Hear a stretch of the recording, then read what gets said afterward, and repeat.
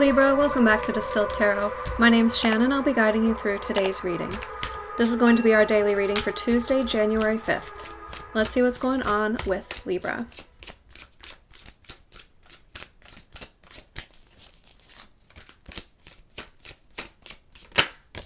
At the heart of your reading, we have the Nine of Candles reversed. You recognize that something doesn't need to be finished. You can withdraw at this point. It's quitting energy. Quitting in a positive way, so you might also be quitting a bad habit. Let's see, because you're aligned and you want to move forward. The Chariot energy is, it's not so much challenging. I think it's causing your dropping what you have going on now because you can be propelled towards something better. Clarify the Nine of Candles for me. What is this quitting energy?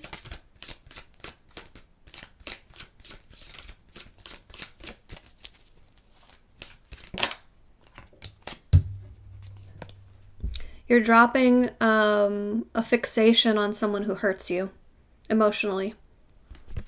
You are moving on. You are jumping in the energetic flow to propel yourself forward and away, onward and upward. You don't want to wade in the waters of their heartbreak anymore. Good for you. Yep. You've overthrown the power that they held over you. This is your focus.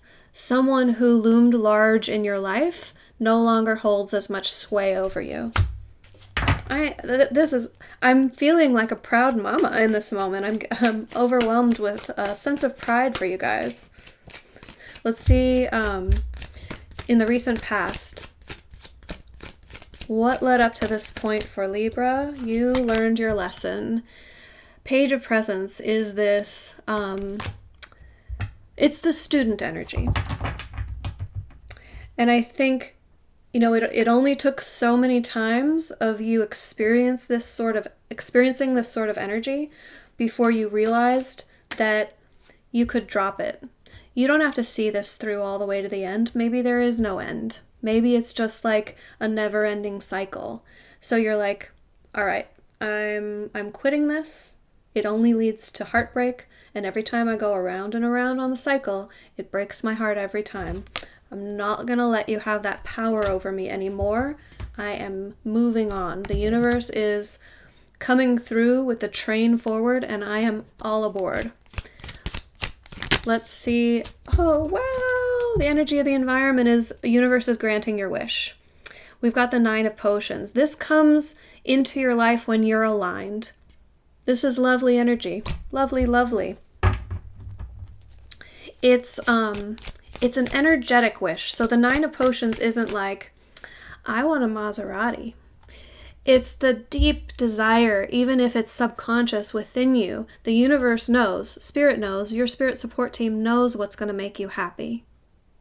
And when you start pointing yourself in the direction of your own self-interest in a healthy way, in what is going to make you happy versus being stuck in energy that continually makes you unhappy, universe delivers. Let's see your near future. You are going to be so nurtured. You're going to be so loved and well taken care of. It's going to be such a departure, such a release of a burden to feel this way, to feel so safe and secure in the company of someone else. You know that they have your best interest at heart. You know that they want to take care of you. For some of you, this is going to represent starting a new relationship with someone who is a healthy, supportive partner. For others of you, it's going to represent like a friend or a mother figure or some sort of support system that you can rely on to get you through this and build you back up. Your surprise energy is the Seven of Candles. You are, at every point that you're required to do so, going to stand up for yourself. You have a real backbone at this moment, and you are empowered. You just feel like, no, I'm not putting up with that. Like, you know what you do stand for and what you will not allow. This is strong boundaries. This is enforcing strong boundaries and knowing beyond a shadow of a doubt that you will enforce those boundaries. There's no question. There's no chance that someone might break through your boundaries. They are ironclad. Let's see your hopes and fears. Okay, I get it. It's new. Hopes and fears is that you won't be strong enough, that you will be vulnerable. Having been in this energy for a while of someone keeping you unhappy or not treating you right, or keeping you under their thumb, so they're the more powerful one in the situation, you're the weaker one in the situation. Now you're leaving that energy behind, but it's still lingering a little energetically because you're holding on to the fear that it might manifest again in your life, whether it involves a concern that this person might still have a hold over you in some way, so you might be vulnerable to their attempts to control you, or that you might repeat those same patterns. So be careful. The reason I like this position in this spread is that it's meant to bring fears to our awareness so that we can adjust when we catch ourselves projecting fear into our lives, that we resist that or adjust that rather than to be motivated out of a place of fear. Try to replace that with a motivation out of self-love or love for others. So get out of your own head, try to be of service to others, like do something loving for other people. Not this person. You need to disengage from that energy, but like engage in a loving way. Replace that fearful energy with something more loving. Engage in self-care.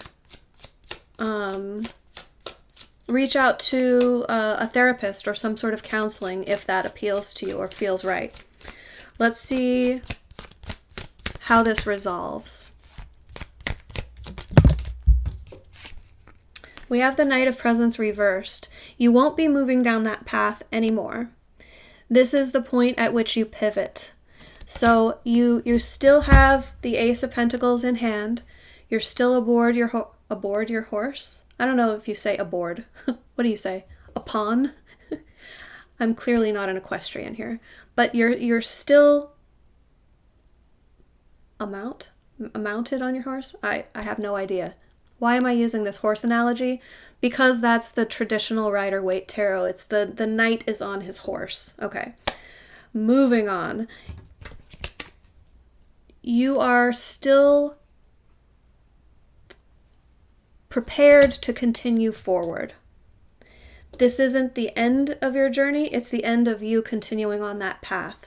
So you pivot and you continue on in a new direction. Let's get a clarifier on the Knight of Presents. Tell me more about this new direction. The way it lines up in the spread, it's right beside the Nine of Potions. So they're telling me, like, look, it's already in front of you. You're headed now toward your greatest wish. I'm still going to pull a clarifier, though, see what else comes out. Yeah. Four of Presents. You're opening yourself up to what comes next. The Four of Presents energy, Four of Pentacles, is all about clinging to your comfort zone. It's like, it can be sticking with the devil you know rather than the devil you don't. If you know that expression, it's like sticking with something that isn't good for you just because it's comfortable. And it in some ways feels safer than delving into the unknown. The reversal of that energy is letting go of that clingy energy, not needing things that are, recognizing that you don't need things that aren't good for you and letting them go. Recognizing that when you let go of the things that aren't working, that frees up the space for universe to provide the things that will work better. It's reinforcing the way I was describing that Knight of Pentacles. It's a pivot.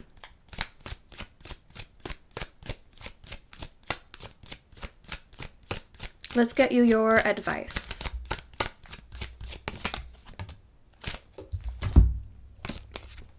We have Judgment in reverse. This is you, the pivot. This is what's involved in the pivot. Okay. It's saying that there is a total overhaul here going on with your life plan. And by taking the remarkable step of removing yourself from the old plan, you now have a blank page, somewhat.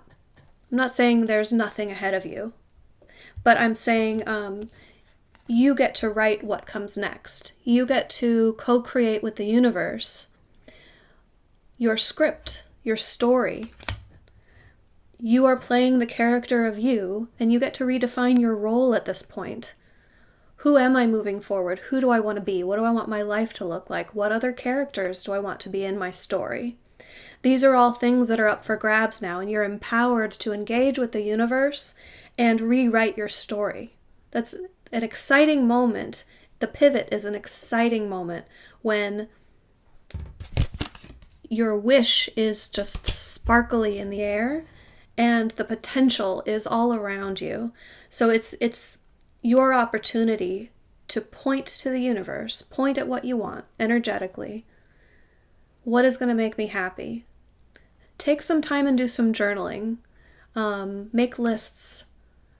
I love vision boards. They work really well for me to kind of define what areas of my life and what I want them to look like. So if any of that is resonating with you, that's your advice. Engage with the universe and make that plan. Start writing the script of the next leg of your journey. Libra, I hope this helped. Have a great rest of your day, and I'll see you back tomorrow.